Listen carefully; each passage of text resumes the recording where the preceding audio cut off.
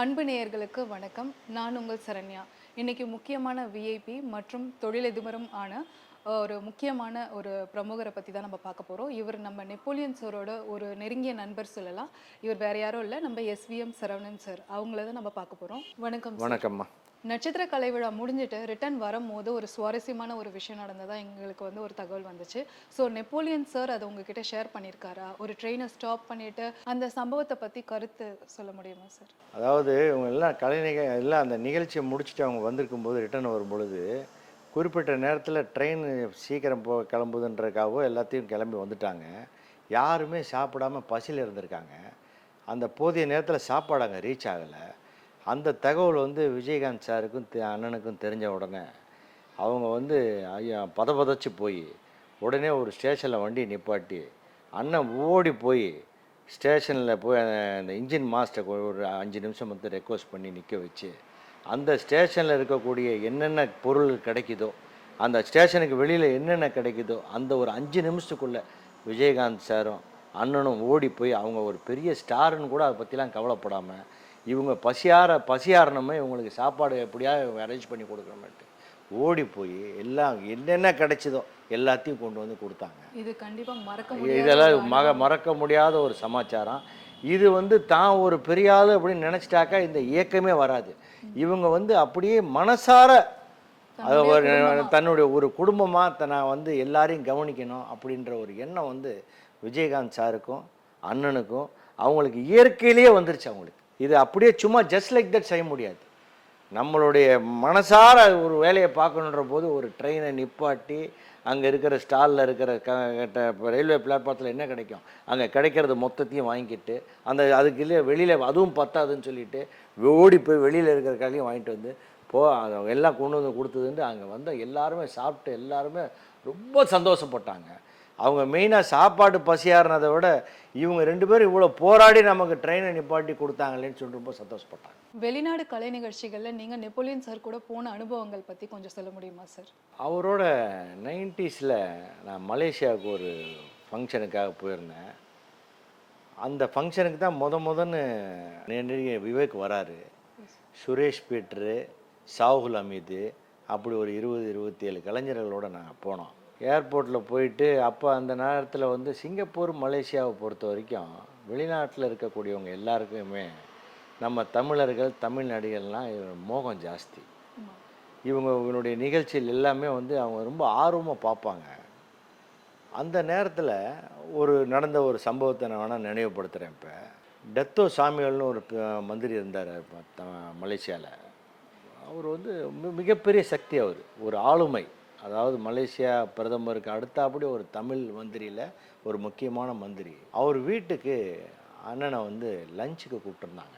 மறுநாள் மதியானம் லஞ்சுக்கு கூப்பிட்டுருந்தாங்க. கரெக்டாக 12:30 மணிக்கு சாப்பாடு லஞ்ச் டைமு. மினிஸ்டர் வந்துடுவார். அப்போ அவருடைய துணைவியார் வந்து டெத்தின் ஸ்ரீ அவங்களும் கொஞ்சம் ஆக்டிவாக இருந்தாங்க. அவங்க வீட்டுக்கு லஞ்சு கூப்பிட்ருக்கும்போது நாங்கள் காலையில் புரோட்டோக்கால் ஆஃபீஸர் வந்திருந்தார். வந்துட்டு ஒரு லிஸ்ட்டு ஒன்று கொடுத்தாரு. எங்கிட்ட தான் கொடுத்தாரு ஃபஸ்ட்டு. அந்த லிஸ்ட்டை வாங்கி பார்த்தா அதில் வந்து 9 பேர் தான் அந்த லிஸ்ட்டில் இருந்துச்சு. சரி, நான் பார்த்துட்டு பரவாயில்லப்பா நம்ம பேர் இருக்குதுன்னு நினச்சேன். அண்ணங்கிட்ட போய் காமிச்சேன், அண்ணா இது மாதிரி லஞ்சுக்கு இது மாதிரி கூப்பிட்ருக்காங்க, இது மாதிரி லிஸ்ட்டுன்னு. அண்ணன் அந்த லிஸ்ட்டை வாங்கி பார்த்தாரு. பார்த்துட்டு நம்ம வந்திருக்கிறது 27 பேர் வந்திருக்கிறோம். இதில் 9 பேர் தான் கூப்பிட்டாக்கா மிச்ச பேர் நம்ம வந்து லிஸ்ட்டில் இல்லைன்னா எனக்கு ஒன்றும் புரியல அப்படின்னாரு. இல்லைண்ணா இந்த 9 பேர் மட்டும்தான் அவங்க வீட்டில் வந்து பர்சனல் லஞ்சு அதனால் கூப்பிட்ருக்காங்க அப்படின்னு சொன்னேன். அவர் உடனே அந்த லிஸ்ட்டை தூக்கி போட்டு வந்தால் 27 பேர் வரோம், இல்லைன்னா எனக்கு லஞ்சே தேவையில்லைன்னு சொல்லி வரலன்னு சொல்லிவிடு அப்படின்ட்டாரு. வந்திருக்கிற அந்த அதிகாரியெல்லாம் அலறான். சிட்டிங் மந்திரி, பயங்கர பவர்ஃபுல் மந்திரி, அவர் வெயிட்டிங்கு. அப்புறம் இல்லைப்பா அவர் வந்து ஸ்ட்ரிக்டாக சொல்லிட்டார், வந்தால் நாங்கள் 27 பேர் தான் வருவோம், இல்லைன்னா லஞ்சு ப்ரோக்ராம் கேன்சல் பண்ணிவிடுங்கன்னு சொல்லிட்டாரு. அதுக்கப்புறம் சூழ்நிலையை புரிஞ்சுக்கிட்டு அவங்க ஃபோன் பண்ணி அவங்க மந்திரி வீட்டில் சொல்கிறதுக்கப்புறம் அப்புறம் அந்த 27 பேரும் வந்ததுக்கப்புறம் தான் இவர் சாப்பிடவே போனார். அடிப்படையிலேயே இவருடைய குணாதிசயம் தன்னை நம்பி வந்தவங்க வந்துட்டாங்க. இதில் பாகுபாடு இருக்கக்கூடாது, பெரியவங்க சின்னவங்கன்ற பாகுபாடு இருக்கக்கூடாது அப்படின்னு சொல்லிட்டு அது எனக்கு ரொம்ப ஆச்சரியத்தை கொடுத்துச்சு. திருநெல்வேலி மாவட்டத்தில் மயோபதி ஹாஸ்பிட்டல் அப்படின்ட்டு நம்ம நெப்போலியன் சார் கட்டியிருக்காரு. ஸோ அதை பற்றின ஒரு இன்ஃபர்மேஷன் ஷேர் பண்ண முடியுமா சார் எங்கள் டீம் கூட? இந்த மயோபதி ஹாஸ்பிட்டல் வந்து சிஎம் வந்து டெப்டி சிஎம்மாக இருக்கும்போது வந்து ஓப்பன் பண்ணாங்க. தசை தளர்ச்சி உள்ள இது வந்து மஸ்குலர் டிஸ்க்ளோபின்னு சொல்லுவாங்க. இன்றைக்கி வந்து வேர்ல்டுலேயே இந்த மஸ்குலர் டிஸ்க்ளோபிக்குன்னு இருக்கிற தனி ரிசர்ச் சென்டர்னு சொல்லலாம், ஹாஸ்பிட்டல்னு சொல்லலாம். கிட்ட ஏறத்தாழ 50 ஏக்கர் நிலப்பரப்பில் இருக்குது. இது ஸ்விம்மிங் பூல் ஃபெசிலிட்டி, எல்லா விதமான ஃபெசிலிட்டிஸும் அதில் இருக்குது. இப்போ சமீபத்தில் கூட அண்ணன் நிச்சயதார்த்தத்துக்கு நான் போயிருந்தேன். இப்போ அங்கே ஒரு ஆல்ரெடி இருக்கிற பெட்டெல்லாம் ரொம்ப ஃபுல்லாக இருக்குதுன்னு சொல்லிட்டு இப்போ ஒரு 200 பெட்டு கட்டுறதுக்கு உண்டான ஃபவுண்டேஷன் பண்ணிகிட்ருக்குறாங்க. இதுக்காக இப்போ நம்ம போயிருக்கும்போது அங்கே இருக்கிற தசை இது பாதிக்கப்பட்டவங்க பசங்க நிறைய பேர் அங்கே இருந்தாங்க. அண்ணன் வந்து இப்போ ஹாஸ்பிட்டலுக்கு வந்ததுனால அப்படியே ஒரு ரவுண்ட்ஸ் போகணுன்னு சொல்லிட்டு வந்தாங்க. அப்போ அங்கே இருந்த தாய்மார்கள் எல்லாம் எல்லாமே ஓரளவுக்கு உயர்ந்த லெவலில் இருக்கிறவங்க. மலேசியாவிலேருந்து, சிங்கப்பூர்லேருந்து, ஓமனில் இருந்தெல்லாம் கூட இந்த பிரச்சனைக்கு ட்ரீட்மெண்ட் எடுக்கிறதுக்காக குடும்பமாக வந்து அங்கே தங்கியிருக்கிறாங்க. அதில் வந்து ஒரு 1-2 லேடிஸ் வந்து சொன்னதை போய்ட்டு நானே வந்து அலறிட்டேன். ரொம்ப ஒரு ஒரு நல்ல ஒரு டீசெண்டாக இருக்கு ஒரு ஃபேமிலி பீப்புள்ஸ் எல்லாருமே அங்கே இருந்தாங்க. அவங்க அண்ணனை பார்த்துட்டு நாங்கள் வந்து சாமி ரூமில் வந்து சாமி ஃபோட்டோவை வைக்கிறத விட உங்கள் ஃபோட்டோவை தாங்க வைக்கணும். இந்த மாதிரி ஒரு ட்ரீட்மெண்ட்டு, இந்த மாதிரி எங்கள் பசங்க வந்து வந்தப்போ இருந்ததுக்கு இப்போ நடக்கிறதுக்கும் நிறையா டிஃப்ரென்ஸ் எங்களுக்கே தெரியுது. எங்கள் பசங்களுக்கு மட்டும் இல்லை, இந்த கேம்பஸுக்குள்ளே லேடிஸு நாங்களே எங்கே வேணால் போகலாம் வரலாம், எங்களுக்கும் அவ்வளோ பாதுகாப்பாக இருக்குது. இது வந்து எங்களுக்கு உண்மையான சாமி நீங்கள் தான்னு எல்லாரும் கையெடுத்து கூப்பிட்டாங்க. இதை பார்த்து நான் ரொம்ப ஆச்சரியப்பட்டேன். இந்த ஹாஸ்பிட்டல் வந்து ஒரு சேரிட்டபிள் ட்ரஸ்ட். இது முழுக்க முழுக்க சேரிட்டபிள். இது வந்து எந்த ஒத்த பைசா கூட யாருக்கிட்டையும் எதுவுமே வாங்கிக்கிறது இல்லை. எல்லாமே முழுக்க முழுக்க அண்ணன் அவருடைய பர்சனல் இதில் பண்ணிகிட்ருக்கார். நெப்போலியன் சார் மகன் திருமணத்திற்கு நம்ம தமிழக முதல்வர் மு க ஸ்டாலினை வந்து இன்வைட் பண்ணியிருந்தாரு. அதை பற்றி நான் சொல்ல முடியுமா சார்? அண்ணன் போய் எல்லாம் குடும்பத்தோடு போய் பத்திரிக்கை வச்சாங்க. அதுக்கு மாண்புமிகு தமிழக முதல்வர் வந்து அமெரிக்கா வந்து போயிருக்கும் பொழுது அண்ணனை வந்து சந்தித்தார். தனுஷையும் பார்த்து நல்லபடியாக நலன் விசாரித்தார். அது மட்டும் இல்லாமல் ஜப்பானில் கல்யாணம் நடக்கும் பொழுது முதல்வர் வந்து வாழ்த்து அமைச்சிருந்தார், வாழ்த்து செய்திகள் அமைச்சிருந்தார். அதையும் மீறி கல்யாணம் நல்லபடியாக நடந்துச்சா என்ன ஏதுன்னு அண்ணனுக்கு பர்சனலாக சிஎம்ஏ ஃபோன் பண்ணி பேசினாங்க. பேசிட்டு அதோடு மட்டும் அல்லாமல் தனுஷுக்கிட்டையும் ஃபோனில் பேசினாங்க. நெப்போலியன் சார் மகன் திருமணத்திற்கு பல செலிபிரிட்டிஸ் கலந்துக்கிட்டாங்க, பல விஐபிஸ் வந்திருந்தாங்க.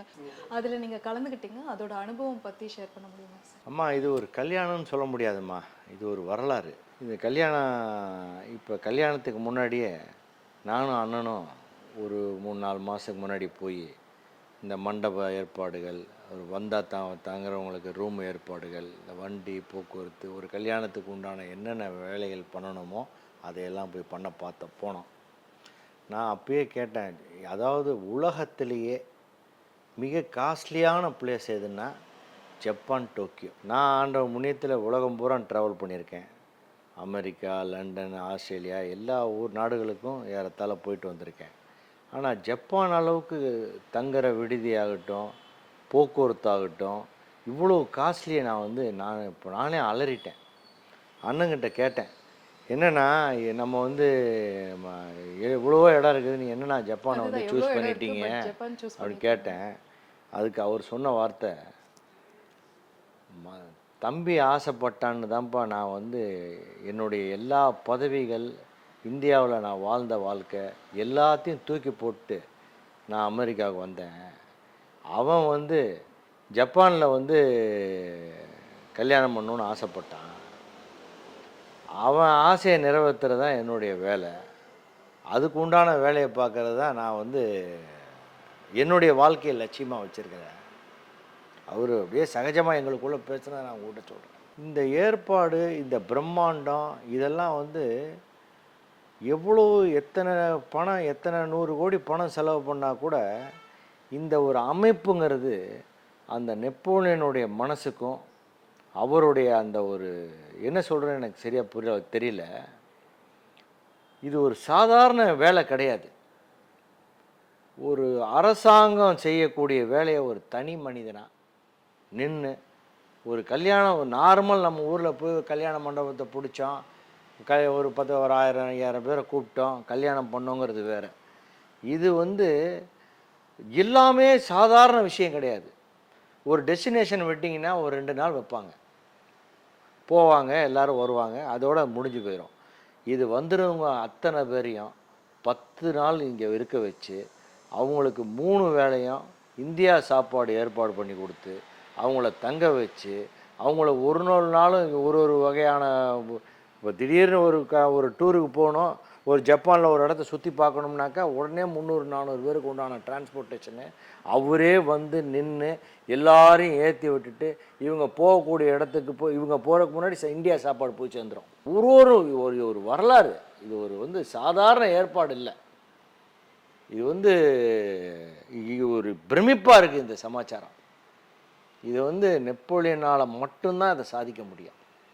எத்தனாயிரம் கோடி பணம் இருந்தாலும் பணத்தை வச்சு இதை செய்ய முடியாது.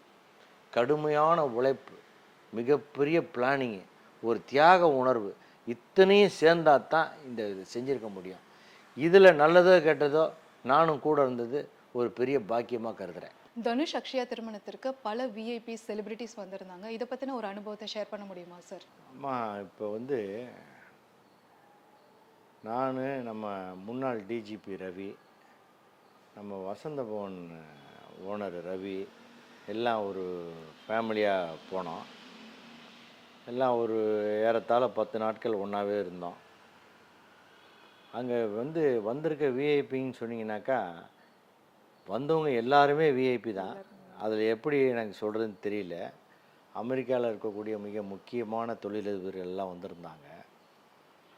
இங்கே நம்ம சென்னையிலேருந்துன்னு பார்த்தீங்கன்னா நம்ம சுஹாசினி மேடம் வந்திருந்தாங்க, குஷ்பு மேடம் வந்திருந்தாங்க, மீனா மேடம் வந்திருந்தாங்க, கார்த்தி சார் ஃபேமிலியோடு வந்திருந்தார், நம்ம ரஜினிகாந்த் சம்மந்தி வணங்க அண்ணன் வந்திருந்தாங்க, நம்ம அடைக்கல் ராஜ் சன்னு வின்சென்ட் வந்திருந்தாங்க, நம்ம எனக்கு தெரிஞ்சவங்கள சொல்கிறேன், எனக்கு வந்திருந்தவங்க எல்லாருமே எனக்கு தெரியாது. இது இல்லாமல் மிகப்பெரிய விஐபிஸ் எல்லாருமே வந்திருந்தாங்க. ஜப்பான் கான்சுலேட்டு, அதாவது ஜப்பானில் இருக்கக்கூடிய கான்சுலேட், நம்ம இந்தியனுடைய கான்சுலேட்டு மனைவியோடு வந்து கலந்துக்கிட்டாங்க. அதே மாதிரி நம்ம இந்தியாவில் இருக்கக்கூடிய சென்னை கான்சுலேட்டினுடைய ஒய்ஃபு வந்திருந்தாங்க. வந்திருந்தவங்க எல்லாருமே விஐபி தான். நீங்கள் யாரை எப்படி சொல்கிறீங்க எனக்கு சரியாக தெரியல. ஆனால் வந்திருந்தவங்க எல்லாருமே தன் குடும்பத்தினுடைய நிகழ்ச்சி மாதிரி தான் கலந்துக்கிட்டாங்க. அந்த உணர்வு தானாக எல்லாருக்கும் உருவாயிருச்சு. தானாக உருவாயிருச்சு. அது என்னென்னா அது எப்படி சொல்கிறேன்னு எனக்கு சரியாக தெரியல. நெப்போலியன் அண்ணன் அவருடைய ஒரு விஐபியும் அவர் போய் கூட்டிகிட்டு வந்தது. ஏறத்தாழ ஏர்போர்ட்லேருந்து அவர் தங்கியிருக்கிற இடத்துலேருந்து ஏர்போர்ட்டுக்கு 1.5 மணி நேரம் போகணும், 1.5 மணி நேரம் வரணும். அங்கே வர்றதுக்கு ஒரு 1 ஹவர் ஆகும். ஏறத்தாழ ஒரு நாளைக்கு 4 மணி நேரம் ஏர்போர்ட்டுக்கு போயிட்டு வர்றதுக்கு மட்டும் 10 நாள் டெய்லி போயிட்டு வந்தார். அதில் இந்த செலிப்ரிட்டிஸ்லாம் என்கிட்டே கேட்டாங்க நண்பர்ன்ற முறையில், அவர் எதுக்கு கல்யாண வேலையை வச்சுட்டு இதுக்கெல்லாம் வர வேண்டியது இல்லைன்னு சொல்லி சொன்னார். அவர் ஏம்மா நான் சொல்லி என்னம்மா கேட்க போகிறார், அவர் இங்கே வந்திருந்தவங்க மொத்த பேரையும் அவர் தான் ரிசீவ் பண்ணார், அவர் தான் சென்ட் ஆஃப் பண்ணார். அது அவர் இயல்பை நம்ம எப்படி மாற்ற முடியும்? கண்டிப்பாக அவர் அப்படின்னு நானும் சொன்னேன். ஏன்னா அவங்க யாருமே வந்தவங்க யாரும் விஐபிஸ் யாருமே செலிப்ரிட்டிஸ்லாம், குஷ்பு மேடமும் என்னை கேட்டாங்க, மீனா மேடமும் கேட்டாங்க, கார்த்தி சார் எதுக்குங்க வந்தாருன்னு கேட்டார் என்ன. ஆனால் அண்ணன் நான் நம்ம அழைச்சிட்டோம், நம்மளுடைய டியூட்டி அவங்கள கவனித்து அனுப்ப வேண்டியதுன்றதில் அவர் அதில் ரொம்ப கான்சன்ட்ரேஷன் பண்ணிட்டார். தனுஷ் அக்ஷயா திருமணத்தில் நிறைய எமோஷ்னல் மூமெண்ட்ஸ் இருந்துச்சு. நெப்போலியன் சார் அவர்கள் ரொம்ப கண் கலங்கிட்டார். ஸோ நீங்கள் அப்போ கூட இருந்தீங்க, உங்களோட தருணம் எப்படி இருந்துச்சு, அதை பற்றி ஷேர் பண்ண முடியுமா சார்? ஆமாம், ஒரு தகப்பனுடைய தவிப்பு, அந்த தவிப்பு என்ன அப்படின்றத அண்ணனை கூடவே பார்க்கும்போது தான் தெரிஞ்சு. அவருடைய ஆள் தான் உயரமே தவிர ரொம்ப குழந்த மனசு அவருக்கு. ரொம்ப அதாவது எடுத்தேன் அதான் இது எப்படி சொல்கிறேன் எனக்கு எனக்கு சரியாக வரல. ஒரு நண்பன்றக்காக தூக்கி வச்சு பேசணுன்ற மாதிரி இல்லை. இயற்கையிலேயே அவர் வந்து ரொம்ப மென்மையான மனசு உள்ளவர். அவன் தாலி கட்டி தம்பி தாலி கட்டின உடனே அந்த நிகழ்ச்சி அப்போ தன்னை அறியாமல் அவர் குலுங்கி குலுங்கி அழுதார். எனக்கே வந்து ரொம்ப ஆச்சரியமாக போச்சு. ஏன்னா பக்கத்தில் யாருமே ஒன்றும் எல்லாரும் அந்த மூமெண்ட்டில் இருக்கிறாங்க. அப்போ தன்னுடைய மகனுக்கு யார் என்ன பண்ணாலும் ஏது பண்ணாலும் அவன் ஆசைப்பட்டதை நம்ம நிறைவேற்றிட்டோன்னு அந்த ஆனந்த கண்ணீர்னு சொல்லுவாங்க இல்லையா, அது அன்றைக்கி தான் நான் நேரில் பார்த்தேன். சார், தனுஷ் அக்ஷயா திருமணத்துக்கு வாழ்த்து தெரிவிச்சிங்க. ஸோ அந்த ஒரு தருணத்தை பற்றி சொல்ல முடியுமா சார்?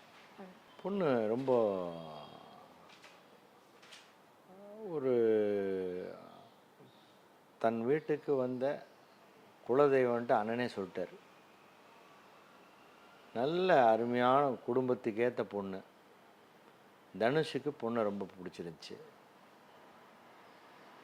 அண்ணன் எந்த அளவுக்கு ஒரு சப்ஜெக்டுன்றது இன்றைக்கி நான் சொல்ல வேண்டியதில்லை, தமிழ்நாட்டில் இருக்கிற மொத்த பேர் சொல்கிறாங்க. சுதா வந்து தன் மகளை பார்த்த மாதிரி பார்த்துக்குவான், மருமகளை பார்த்துக்க மாதிரி பார்த்துக்க மாட்டான். தன்னுடைய மகளை எப்படி அவங்க 2 பேருக்கும் பையன் ஆம்பளை பசங்க தான், பொம்பளை பசங்க இல்லை. அதனால் இந்த பொண்ணு வந்து ரொம்ப கொடுத்து வச்சவ.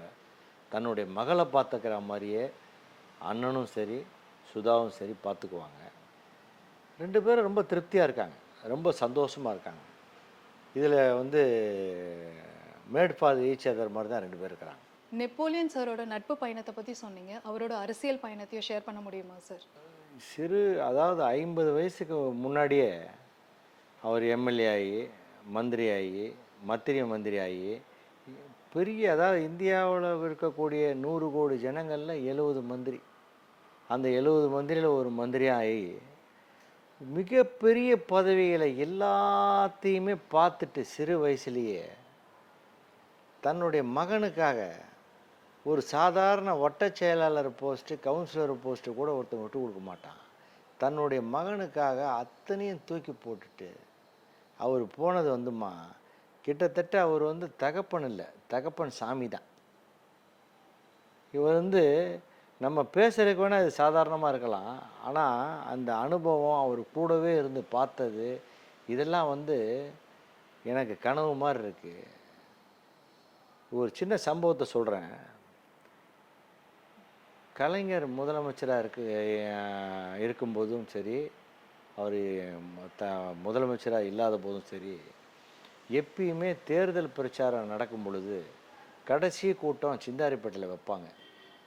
அந்த சிந்தாரிப்பேட்டையில் வைக்கக்கூடிய கடைசி கூட்டத்தில் அவங்களுடைய தோழமை கட்சி தலைவர்கள் எல்லாரையும் வர வச்சு அந்த ஒரு மேடையில் அவர் லாஸ்ட் ஸ்பீச் முடிப்பாங்க.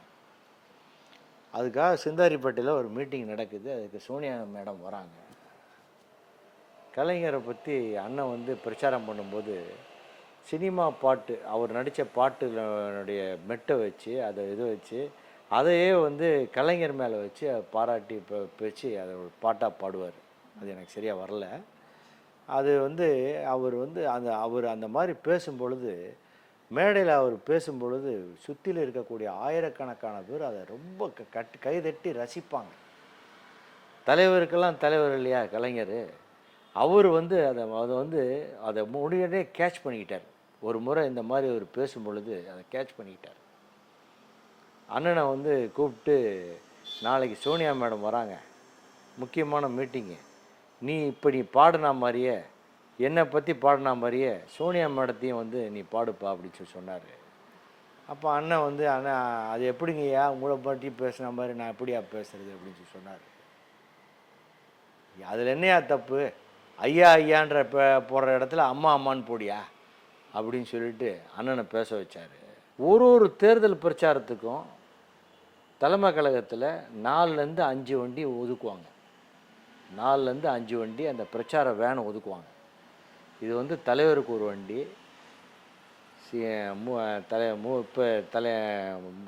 இப்போ இருக்கிற மாண்புமிகு ஸ்டாலின் அவருக்கு ஒரு வண்டி, கனிமொழிக்கு ஒரு வண்டி, அதில் ஒரு வண்டி நெப்போலியன் சாருக்கு ஒரு வண்டி. அவர் வந்து பிரச்சாரத்துக்கு போனார்னாக்கா 96லையா 2001லையான்னு எனக்கு சரியாக தெரியல. இந்தியா டுடே, நியூஸ் டுடேலாம் சொன்னாங்க, பேப்பர்லேயே வந்து வந்துருந்துச்சு. தமிழ்நாட்டில் அரசியல் கூட்டங்களில் பேசினக்கூடிய சப்ஜெக்டில் 2 பேருடைய ஸ்பீச் வந்து ரொம்ப ஹைலைட்டாக இருந்துச்சுன்ட்டு பழைய மத்திய மந்திரி ப. சிதம்பரத்தையும் அண்ணன் நெப்போலியனையும் தான் ஹைலைட் பண்ணி எழுதியிருந்தாங்க. அவர் அந்த அளவுக்கு ஒரு மிகப்பெரிய பேச்சாளி.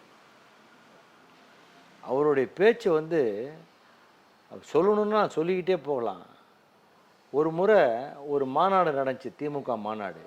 அந்த திமுக மாநாட்டில் வைகோ வெளியில் போயிடுறாருன்னு சொல்லிட்டு அந்த மாநாடு, அந்த கூட்டம் லட்சக்கணக்கான பேர் இருந்த கூட்டம், வெளியே போகிறாரு அப்படின்னு சொல்லிட்டு கட்சியை விட்டு வெளியில் போகிறாரு. ஏதோ சம்திங், எனக்கு அரசியல்வாதி கிடையாது, எனக்கு அது சரியாக தெரியல. அப்போ அந்த பற்றி போகும்பொழுது மக்கள் கூட்டம் பூராமே வந்து கலைஞ்சிது, ஒரு சலசலப்பாச்சு அவர் கட்சியை விட்டு போகிறாருன்ட்டு. அப்போ அண்ணன் வந்து கலைஞரை பற்றி எழுதின அந்த பாட்டை பாடி ஒரு 3-4 பாட்டு வரிசையாக பாடினோன்னே மொத்த கும்பலும் அப்படியே எந்திரிச்சுன்னு அந்த லட்சக்கணக்கான பேர் கைத்தட்டினானுங்க. அதெல்லாம் வந்து ஒரு சாமானியனா, ஒரு நடிகனா, ஒரு அரசியல்வாதியா எல்லாருக்கும் இந்த அமைப்பு கிடைக்காது. அதனாலேயே கலைஞர் வந்து ஒரு எப்பயுமே நெப்போலியனை வந்து சொந்த மகனை மாதிரி வச்சுக்கிட்டார். அதை நான் தனிப்பட்ட முறையில் பல முறை நேரடியாக பார்த்துருக்கேன். அதே மாதிரி அண்ணனும் வந்து கலைஞரை வந்து அப்பான்னு தான் கூப்பிடுவார். அவங்களுக்குள்ள இருந்த உறவு வந்து சாதாரண உறவு இல்லை. முதலமைச்சர் மு.க. ஸ்டாலினை 39 தொகுதிக்கும் பிரச்சாரம் போகும்போது, அண்ணன் எம்பியாக நிற்கும்போது 38 தொகுதிக்கும் கலைஞர் தான் வேட்பாளர், 38 தொகுதிக்கும் வேட்பாளர் நான் தான் அறிமுகப்படுத்தினேன். ஆனால் கலைஞர் போட்ட வேட்பாளர் நெப்போலியன் சொல்லியே அவர் அறிவித்தார். அதெல்லாம் வந்து இந்த இவ்வளோ பெரிய சமாச்சாரத்தையும் விட்டுட்டு ஒரு ராஜாந்தகத்துக்கெல்லாம் ராஜாவாக இருந்துட்டு இது அத்தனையும் தூக்கி போட்டு போன மகனுக்காக போனார்னாக்கா உண்மையிலேயே greats of Napoleon. Napoleon sir அவர் கூட இருக்கிறவங்களை எப்படி பார்த்துப்பாரு, அதை பற்றி நீங்கள் எப்படி சார் ஃபீல் பண்ணுறீங்க? இது நல்ல அருமையான கேள்விம்மா. இது கிட்டத்தட்ட 20 வருஷத்துக்கு முன்னாடியே, நான் சொல்கிறது 20-25 வருஷத்துக்கு முன்னாடியே, நம்ம இந்த சோழா ஹோட்டலில் சாப்பிட போனாக்கா ஒரு பஃபே 2000 ரூபா. அப்போ கூட இவர் கூட எப்பயுமே 4-5 பேர் இருப்பாங்க. அவர் டிரைவரு, அசிஸ்டண்ட்டு, மேக்கப் மேனு, அவர் காஸ்டியூமரு எப்பயுமே இருப்பாங்க. அவர் எல்லாரையுமே உள்ளே வந்து சாப்பிடுங்கம்பார். நான் கேட்பேன், என்னென்ன இவ்வளோ ரொம்ப எக்ஸ்பென்சிவ் என்னென்ன? அதெல்லாம் அப்படிலாம் கிடையாதுப்பா, நம்ம ஆட்கள் அவன் வரட்டும் அப்படின்னு சொல்லுவார். அவர் அப்போ தான் அப்படி சொன்னார்னு பார்த்தா இப்போ அமெரிக்கா கல்யாணத்துக்கு, ஜப்பான் கல்யாணத்துக்கு அவர் கூட இருந்த அசிஸ்டண்ட்டு, 30 வருஷமாக இருந்த மேக்கப் மேனு, காஸ்டியூமரு, டிரைவரு, அவர் கூட யாரெல்லாம் பழகினாங்களோ, சாதாரண நிலையில் இருந்த, நான் எல்லாரையும் பேர் சொல்ல விரும்பலை, ஒரு 10-15 பேர் நான் பார்த்தவங்க. அதில் பாதி பேர் நான் சொல்லக்கூடாது, ஆனால் சொல்கிறேன், ஒரு பாதி பேர் சிங்கப்பூர் கூட போயிருக்க மாட்டாங்க. இங்கே இருக்கிற பக்கத்தில் இருக்கிற மலேசியா, சிங்கப்பூர் கூட போயிருக்க மாட்டாங்க. ஆனால் அத்தனை பேரையும் ஜப்பானுக்கு வர வச்சு விஐபிங்களுக்கு வந்திருக்கக்கூடிய விஐபிசிக்கு என்ன ட்ரீட்மெண்ட் கொடுத்தாரோ அதே ட்ரீட்மெண்ட்டு இவங்களுக்கும் கொடுத்து, அந்த 20-30 வருஷத்துக்கு முன்னாடி நான் பார்த்த இருந்த மனநிலையில் இருந்த அதே நெப்போலியன் இன்றைக்கும் பார்த்தேன். எந்த விதமான ஒரு சிறு துளி மாற்றத்தை கூட நான் பார்க்கல. 90ஸ்லேருந்து இப்போ வரைக்கும் உங்களோட நட்பு தொடர்ந்துட்டு இருக்கு. அதில் நடந்த சுவாரஸ்யமான விஷயங்கள் ஷேர் பண்ண முடியுமா சார்? அம்மா, அண்ணனை நான் வந்து பார்த்த நாள்லேருந்து இன்னைக்கு வரைக்கும் அவருடைய மாறாத அன்பு, அந்த பாசம், இது எப்படி சொல்கிறதுன்னு எனக்கு தெரியல. இதில் குறிப்பிட்டு சொல்கிற மாதிரி நீங்கள் கேட்குறீங்க. அவர் மத்திய அமைச்சராக இருக்கும்பொழுது நான் அண்ணனோட டெல்லியில் பயணப்பட்டேன். அப்போ டிஆர் பாலு 18 எம்பி இருந்தாங்க. திராவிட முன்னேற்ற கழகத்து எம்பிகள் 18 பேர் இருந்தாங்க. அதில் 7 பேர் மத்திய மந்திரியாக இருந்தாங்க. இவங்க 18 பேருக்கு மட்டும் டிஆர் பாலு ஒரு விருந்து கொடுத்தாரு அவர் வீட்டில். அவருடைய வீட்டு லானில் இந்த 18 பேர் மட்டும் இருந்து சாப்பிட்ற மாதிரி ஒரு ஏற்பாடு பண்ணியிருந்தார். அப்போ பொதுவாக மத்திய அமைச்சர்களுக்கு எல்லாருக்குமே அவங்களுடைய பிரைவேட் செக்ரட்டரிஸ் எல்லாருமே ஐஏஎஸ். அந்த ஐஏஎஸ்ங்களுக்காக சில இடங்கள் ஒரு இடம் ஒதுக்கியிருந்தாங்க. நானும் அவங்களோட தான் போய் உட்காந்து விருந்து டின்னர் சாப்பிட்லான்னு உட்காந்துருந்தேன்.